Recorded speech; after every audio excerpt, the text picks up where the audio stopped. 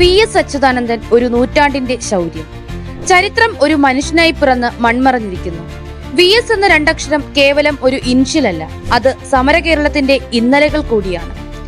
Kerala communism രണ്ടക്ഷരത്തിൽ ചുരുങ്ങിയാൽ അത് VS. എന്നായി മാറുന്നു. 1923 ഒക്ടോബർ 20 തിരുവിതാംകൂറിലെ ആലപ്പുഴയിലെ പുന്നപ്രയിൽ ശങ്കരന്റെയും അക്കാമ്മയുടെയും മകനായി വേലിക്കകത്ത് ശങ്കരൻ അച്യുതാനന്ദൻ ജനിച്ചു. തിരുവിതാംകൂറിലെ സാമ്പത്തിക ഉച്ചനീചത്വങ്ങളും ജാതി വ്യവസ്ഥയും അച്യുതാനന്ദൻ എന്ന ബാലനിൽ നിന്നും വി.എസ്. അച്യുതാനന്ദൻ എന്ന രാഷ്ട്രീയ സമര നേതാവിലേക്കുള്ള യാത്രയിൽ ശക്തിയും ഊർജവും നൽകി.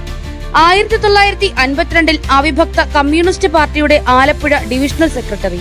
1964 CPI പിളർന്ന് CPI-M രൂപം കൊണ്ടപ്പോൾ പാർട്ടി സ്ഥാപകരിൽ ഒരാളായി. 2006-2011 12ാം കേരള നിയമസഭയിൽ കേരളത്തിന്റെ 20ാം മുഖ്യമന്ത്രിയാകുമ്പോൾ വി.എസിന് പ്രായം 82.